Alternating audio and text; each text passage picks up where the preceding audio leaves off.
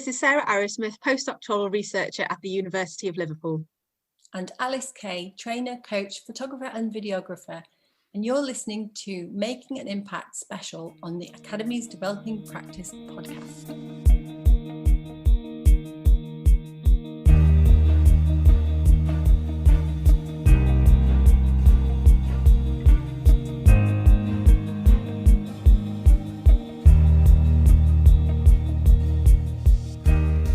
Hello, in this Making an Impact special, we had a really interesting conversation with Sarah and Alys about how research blogging can be a powerful communication tool. We hope you enjoy. Sarah and Alys, we're really pleased to be speaking to you today as part of this Making an Impact special series. We're delighted to speak to you about how blogging can be a powerful communication tool for all colleagues in HE, but particularly for researchers. But before we get started, please could you tell us a little bit about your background and how you've arrived at the position you're in today? Yes, hi everyone.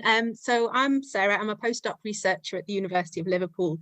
I graduated with my PhD from the university in around 2010, and I've been a researcher there ever since. And during my time, I've worked on a number of projects within multidisciplinary teams at the university, all with a similar focus really around improving birth outcomes for mothers and babies. And my involvement in the projects has been as a basic scientist, so working in a laboratory. I've been trying to understand the physiology of the uterus or the womb, in particular, sort of how it works and how things go wrong, for example. And the aim is to try and understand how it contracts and ways in which we can modulate those contractions to try and develop better treatments for preterm birth and dysfunctional labour, or sort of slow to progress labours, really, those labours that really tend to lead to a caesarean section delivery. More recently, however, following COVID and the COVID-imposed closure of laboratories, I switched to a project where I've been working at home, investigating the impact of COVID, and in particular how the lockdown imposed restrictions to working and closure of schools has affected different researcher groups at the university. And it's had an EDI focus, so equality, diversity and inclusivity has been at its focus. So it's been really quite different to what I've been used to. And that brings me to where I am today, really, still working at home on this project. Wonderful, thank you. And how do you usually disseminate your research findings? Is it through the usual track of getting published in journals, that kind of thing? Yes, yeah, that's the general route, really. So publications, spending sort of quite a long time in the lab generating the data, writing those reports, which can take a number of months, sending them to an editor or to a peer review team, getting it sent back with comments and critique, and then having to send it back again, and that sort of dialogue with the editor around whether or not it's going to get published, and hopefully it does get published at the end. So yeah, quite a lengthy project, really, a lengthy process. Brilliant. So I guess these kind of informal routes like blogging, for example, are quite interesting to you because it kind of sits alongside that more formal route maybe, but we'll get on to that in a minute. Sure, Alys? Yeah, hello, my name is Alys and I have got what's known as a portfolio career. So that means that I'm like Del Boy and there's different strands of income and work. One of my strands is in research and development. So I've worked in higher education at various institutions with postgraduate researchers and early career researchers for around 11 years, specialising in personal and professional development. So facilitating and creating training opportunities and development opportunities for researchers. But another strand of my work that particularly relates to blogging and creative non-fiction writing or recording is I'm also a socially engaged artist, and I have facilitated lots of different projects with various community groups where I work with non-artists or non-writers to create processes that help them to express themselves and communicate with others through creative practices, through writing, through photography, through storytelling, essentially. So that's me. Wonderful, that's great. And how did you get to meet the Making an Impact team? I first started working with the Making an Impact team about 3 years ago. And they asked me to put together some workshops for the Making an Impact event. I think that I can't remember how I first got in touch with them. I think we maybe knew each other through the research and development community somehow.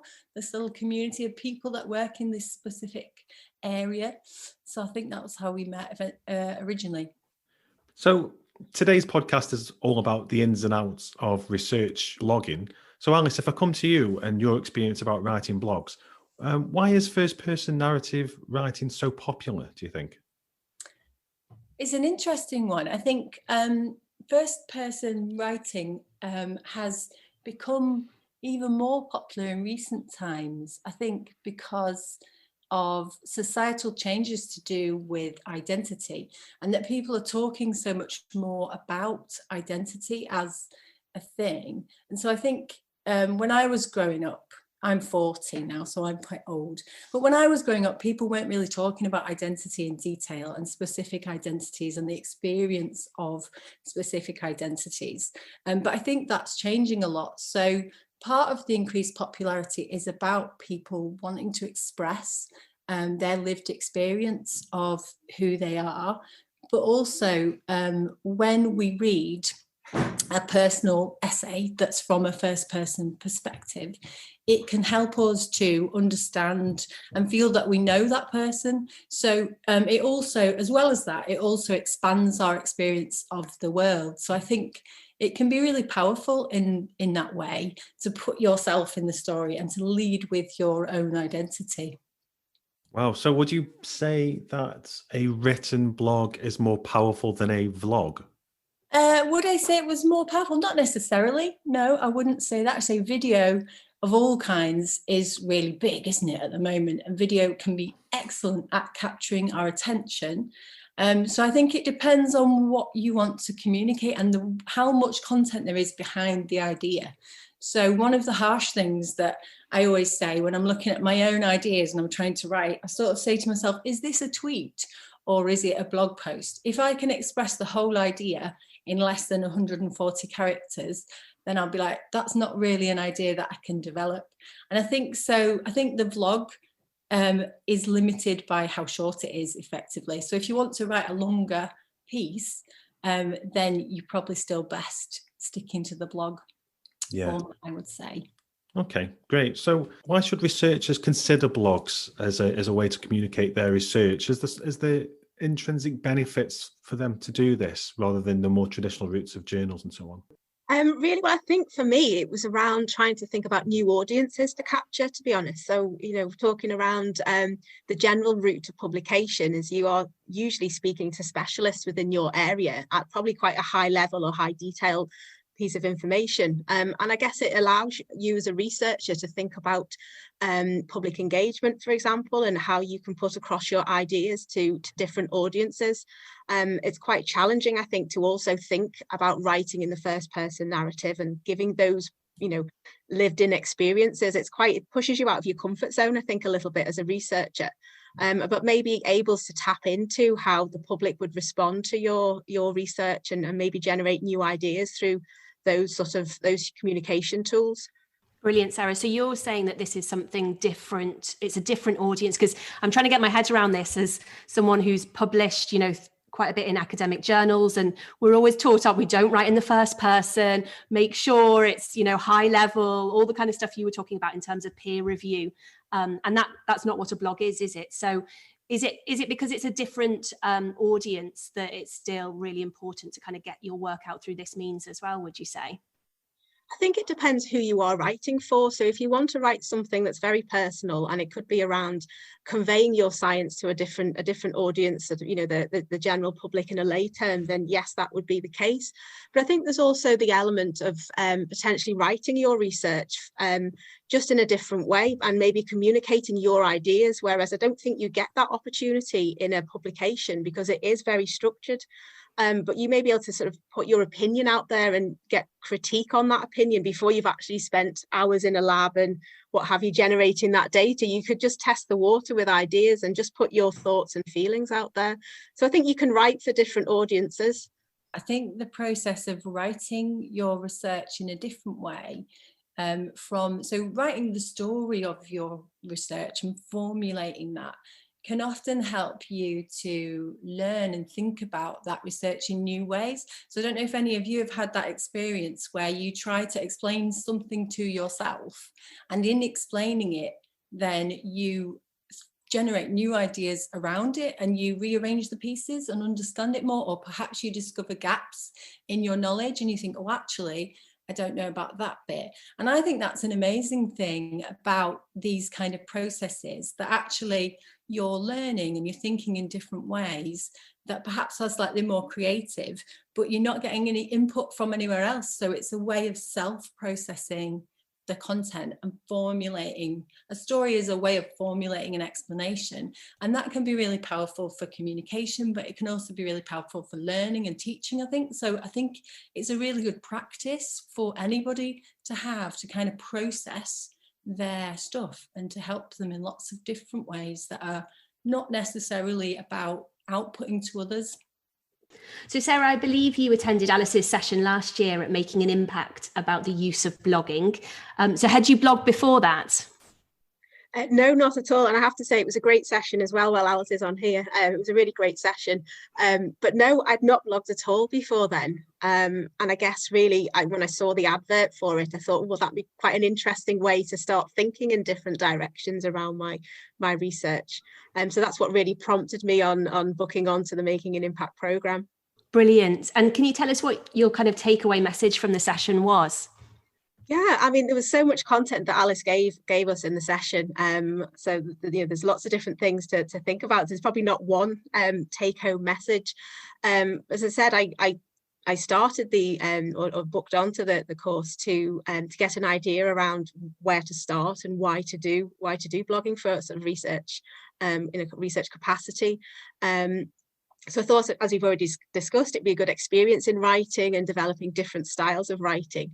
But I think the take-home message is that you really need to think about what the message is you want to put across to your audience. I think that's really key, that sort of flows throughout the whole piece.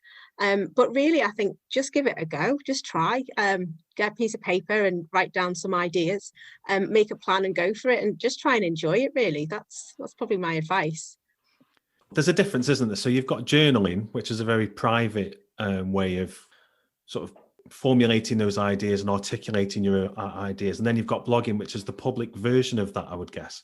So it must take some confidence, actually, to maybe, if you were journaling before, to switch from a journal to a blog. Yeah, I think there's lots of things that potentially get in the way, definitely. I think there's a real fear for a lot of, particularly people who write formally in their jobs and use writing mainly as a formal tool that's structured in a very rigid way and has very rigid conventions. There is a real fear about putting personal information into things, putting myself into stories. It feels very alien. And I think it's about building up to it. So it's not about trying to dive in too deep and too kind of fast, and doing it in a safe environment first. And I think one of the great things about a personal blog is that it is pretty safe, and actually, in a sense, I know it's public, but you have ownership of that piece of writing, so you can take it away, you can edit it. You don't have anybody else kind of editing your byline or changing the content. So I think in terms of making those first steps into a more personal perspective or a more narrative perspective on your research, it can be good to do it in an environment that's safe first. So don't immediately try and write something and publish it on one of the sites like Medium where there's a huge following, but build up to that. Other things you can do to kind of limit it and make it safer is perhaps to look for any organisations that are associated with your research and ask them, can I write a blog post for you? Because lots of those organisations are really interested in having a researcher perspective.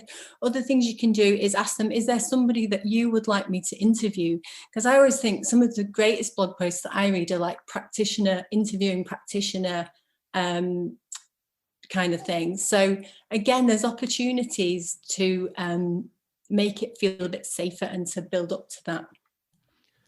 That makes a lot of sense. I guess then one of the ways that you can overcome that maybe that imposter syndrome that you might have before you publish something like that would be to just write and then just test the water with your colleagues, your friends, before you actually get to the point of publishing. Would that be something you'd advocate? Absolutely. I think it's really good to talk out your ideas with peers or other people. Sometimes it might be good to just kind of check out as well, you know, their responses to it. But I think, like Sarah says, the hardest bit is actually just starting to write. That's always the hardest thing. And I think then it can be really good just to prompt yourself, to remind yourself also that not everything that you write is going to be significant. And that's the case for every single person ever that's written, that there's a huge pressure to think, well, if I'm writing a story, it's got to be a really significant piece of work, a finished thing. But actually just responding and brainstorming a number of different prompts and questions can be a really good thing. Some interesting research about creativity as well suggests that if we respond to a prompt, for example, we should kind of brainstorm it and then have a break, and our subconscious will keep coming up with good ideas and then come back to it. And I always find that's the case with writing, that I start trying to think about an idea and then I do a kind of a word dump about that idea, and then I leave it, and then over time my brain will just come up with some more bits of that idea. So an important thing, I think, if you want to do that, is to kind of make sure that you've got a receptacle for those ideas. So for me, I just wander around and I'm walking and I'll just make a voice note, because I'm like, my ideas have come and I need to capture that. But I think if you want to be a writer and you want to curate your personal content, you've got to start zooming in on the details of your life, on your reflections, on your thoughts.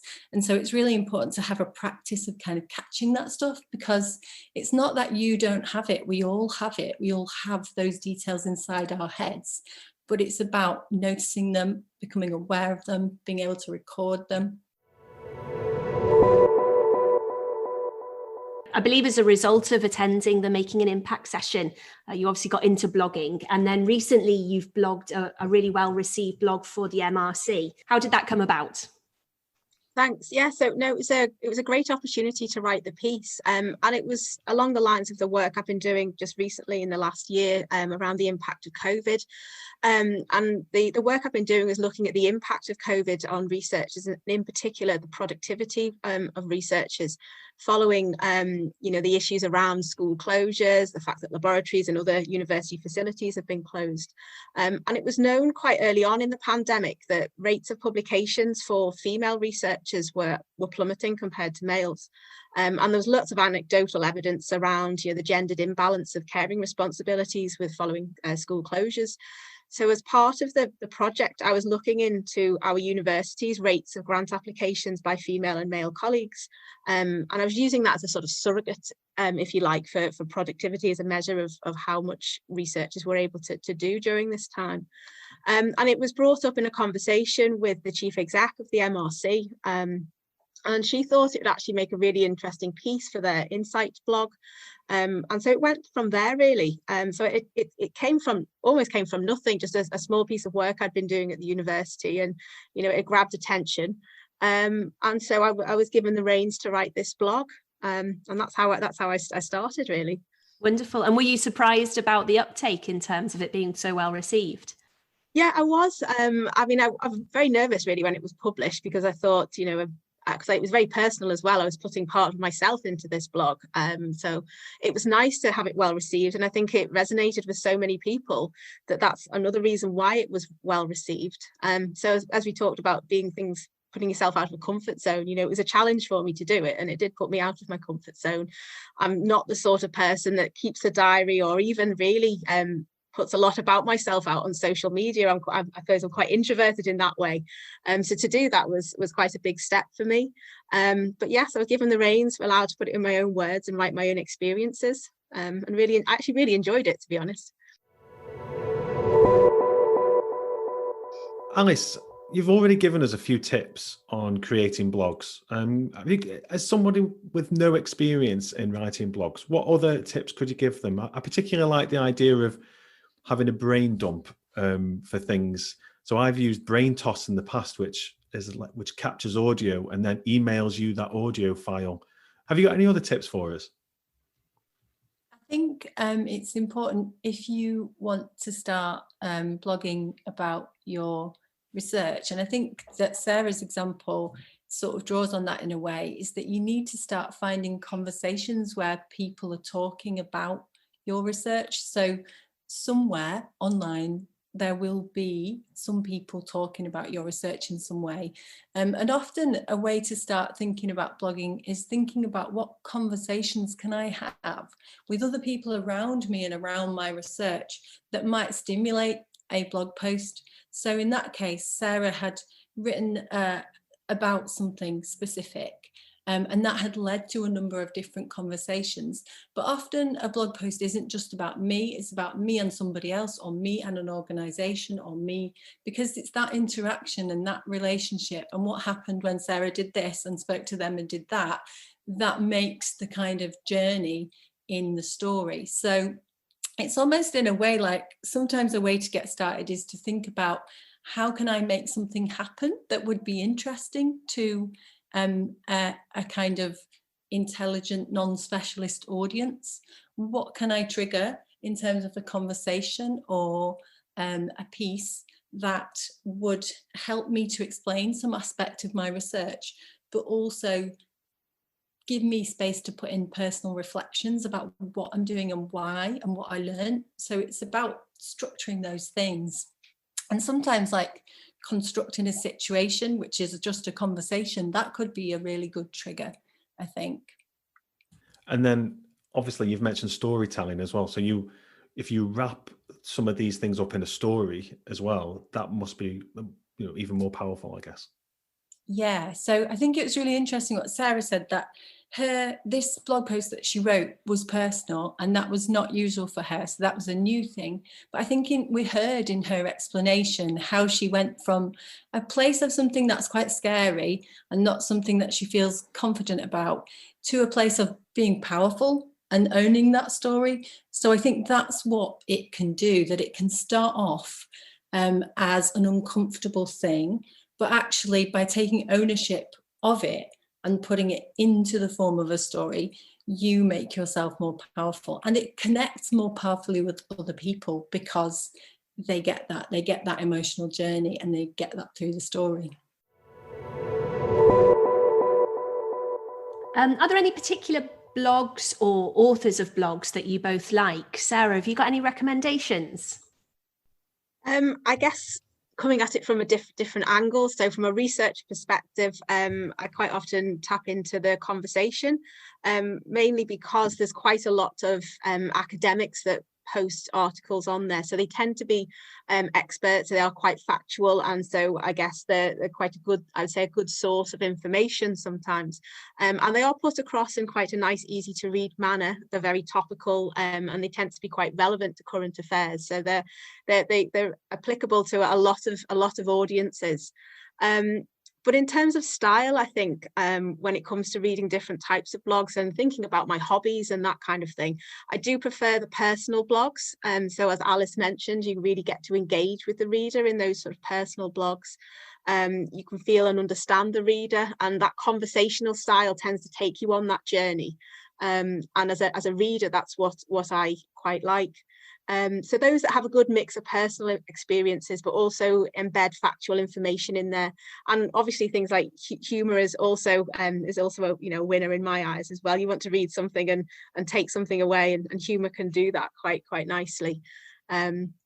So yeah, I haven't really got any particular authors other than those some potentially around sort of parental responsibilities and those kind of things, which I tend to read just because I'm a mum of a 3-year-old. So and they tend to be the humorous ones as well. Wonderful. How about yourself, Alys? So I would say what I wanted to recommend actually was podcasts. So there's loads of brilliant podcasts that merge narrative storytelling and factual content, and I think this is a brilliant place for researchers to look for that kind of guide to how does this form work. So one of my favorites that I've listened to for years and years and years is Radiolab, and they really fuse this kind of personal storytelling with scientific and research and evidence-based information. And they also mix in a bit of philosophy, a bit of humour, and it's all conversational in style. And I think that this is really, really valuable in terms of an instructive way of how you mix factual explanation with narrative storytelling. And I think that's really powerful, and there's an appetite for it as well. So I think the rise in the popularity of these kind of podcasts evidences that there's that reader or that listener out there that really does want to know. But I think the task for researchers is finding ways that allow the non-specialists to engage. It's not that they don't want to know, they do, but it's difficult to engage in the formal outputs of research. So I think that's what I want to recommend, really. So Radiolab, also another one that I love called The Hidden Brain, is similar, but it's kind of based around psychology, I guess, rather than scientific research. But in terms of personal essay writing, I've got another one as well. So not bloggers, but a couple of personal essay writers that I really love, and I think are masters, both masters of zoning in on small reflective details, that have a lot of essays that are available online. They both used to write for the New York Times magazine, I think, and they're both dead now, but a lady called Joan Didion and a lady called Nora Ephron. Those are both writers that I really, really love. And I think they've got great examples of how they maybe picked out a really small reflective detail and spun a whole story out of it. So I think those are really good people to look up as well if you're interested in the first person perspective. Fantastic. And we'll link to those in the podcast reading list as well, so people can check those out. Thank you. What is interesting, actually, and I didn't mention it just, was, do you think that blogs were really popular? Like, for me, I used to see blogs as really popular in 2005 to 2011, 12, and then podcasts seemed to podcasts took off and then had a dip, and now they're massive again. So do you think podcasts are the current blogs at the moment? Do you think that's where it's shifted, or are we still seeing a lot of written blog posts? I think blogs have come back again. I think you're right. I think that blogs were like huge, and then blogs kind of dipped, and it was like the blog is over. There was all these headlines saying that, as there is with all these different forms every now and again, XYZ is over. But I think with the arrival of Medium and various other writing sites that are based on this idea of slightly longer, more reflective pieces, I think we're seeing a resurgence, particularly in personal essay writing on blogs. So I think it's having another era, but I don't think podcasts are going anywhere, and I'm glad about that as well, because I love podcasts. Yeah, as do we, for obvious reasons. I think in the current environment as well, with people trying to cram so much into their working daily lives at the moment, I think podcasts give an alternative format. You know, if you're out taking your daily exercise, your walk or what have you, putting your headphones in and listening to a podcast on a walk is quite, is easier to do than reading a long blog post. But maybe for later on in the evening when you get home and you sat on your phone, you can read it that way. Yeah, it's really interesting when you were talking about ideas and and how you go away and your sort of brain puts them in order or adds bits to it. That definitely is the case with either a written blog post, which you get, you digest over time, or a podcast. Sometimes when you listen to a podcast, you think, oh, something sparks straight away, but later on, in a quiet moment, you build on it, and like almost subconsciously you start building on it without even realizing. And then it's at that point I think, oh, I've got to write that down. And I'm probably ironing or something, which isn't the best time. But I don't tend to iron a lot these days, to be fair.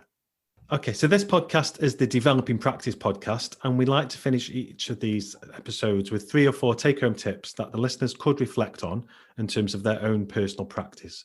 So you've given us so many tips already, but if you do have 1 or 2 each that you could give the listeners, what would they be? I think we discussed around just testing out your ideas on family and friends first. I think just if you're concerned about pushing yourself out of your comfort zone, use your family and friends, get their perspectives on what you've written. I think from my own experiences and working with an editor, is around keeping your blog quite relatively short but well structured. So I'm one for waffle, and I'm one for writing lots. It's something I'm working on myself. So perhaps think about using subheadings and just keep it to the point and keep it relevant. Okay, to summarize, I would say we've all got stories in us already, and it's just about kind of slowing down and zooming in and noticing our stories. So as Matt was just commenting, a lot of the idea working out where our stories are, the details in our lives, is kind of subconscious, and storytelling is about a process of making ourselves conscious and aware of the things that are very particular to us.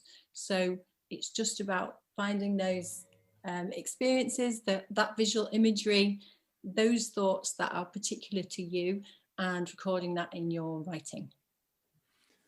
Brilliant. Thanks for your time today. It's been great to have a chat with you.